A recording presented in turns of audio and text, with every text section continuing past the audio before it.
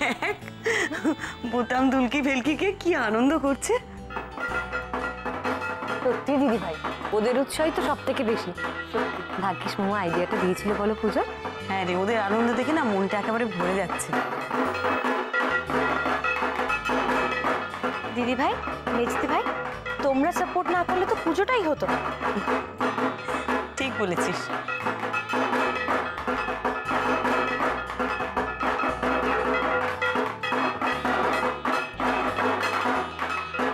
তবে জানিস নন্দা, এই বোতাম দুলকি ভিলকির আনন্দ দেখে না আমার ওই ম্যাগনোলিয়া ভিলার বাচ্চাগুলোর কথা মনে পড়ে যাচ্ছে। কয়েক মাসের মধ্যে ওদের জীবনটা কিরকম পাল্টে গেল। ওদের বাড়িতে তো প্রতিবার দুর্গাপুজো হতো, কিন্তু এইসব ঘটনা ঘটার পরে আর তো কিছুই হচ্ছে না। আমিও ঠিক এই কথাটাই ভাবছিলাম জানো দিদি ভাই, কি সুন্দর একটা পরিবার, ওইটুকু ছোট ছোট বাচ্চা প্রত্যেকবার পুজোয় কত আনন্দ করে। আর এবারটা ভাবো, চেনা জানা মানুষগুলো যদি ভালো না থাকে, আনন্দে না থাকে, বিশেষ করে বাচ্চারা, ভালো লাগে না গো মনটা।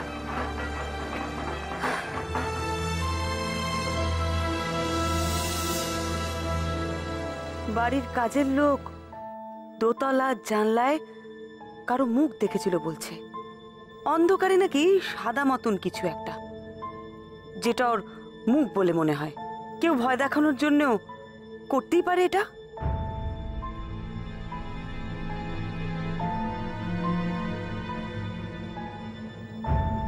কুট্টি আঁখি যেভাবে মুখ চাওয়াচাই করলো, তাতে মনে হয় এটার ব্যাখ্যা ওদের কাছেই আছে। দেখুন, শুভ্রা দেবীর চোখে হাই পাওয়ারের চশমা। অনেক সময় উনি যখন রাতে বাথরুমে যান, উনি নাকি বাইরের বারান্দায় অদ্ভুত কিছু দেখেছেন। রাতে যখন উনি বাথরুমে যান, তখন নিশ্চয়ই ওনার চোখে চশমা থাকে না। চশমা ছাড়া উনি ভুল কিছু দেখতেই পারেন, বা ওনাকে হয়তো ভুল কিছু দেখানো হয়েছে, এটাও হতে পারে। যারা একটু ভীতু প্রকৃতির, তারা কিন্তু অল্পেতেই ভয় পেয়ে যায়। তারপর যেমন ধরুন এই আতরের গন্ধ, বা ছাতে কারুর পায়ের আওয়াজ, লাঠির ঠক ঠক, হঠাৎ টিভির জ্বলে ওঠা, এগুলোর পেছনে কোনো যুক্তি থাকতেই পারে। কিন্তু কিন্তু ওইভাবে মৃত্যুর কোনো যুক্তি আমি এখনো পাইনি। তাও আর একজন নয়, দুজন ওইভাবে মারা গেছে। কি অদ্ভুত না? না, ওই বাড়িতে থাকা বোধহয় রজত বাবু আর তার পরিবারের পক্ষে একেবারে নিরাপদ নয়, একেবারে না।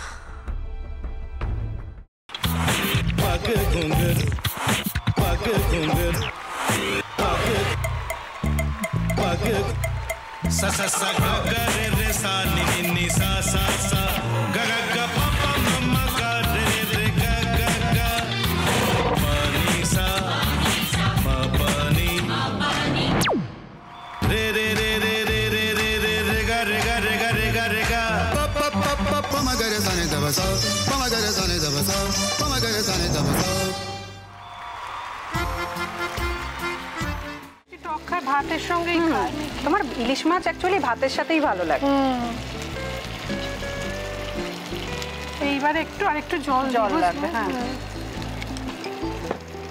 সর্ষে বাটা দিলে তো। তুমি বাজার করেছো কখনো? বাজার করেছি কখনো না, বাজারটা আমিই করি। কোথায় বাজার করো? আমাদের, হ্যাঁ, আমি বেলঘড়িয়া, মানে আমি খুব খাদ্য রসিক, সত্যি বড়। হ্যাঁ, মানে ধরো শনি রোববার হলেই আমার মনটা চুপচুপ করে। হ্যাঁ, দেখো ঠিক হচ্ছে কিনা, তারপর বলো।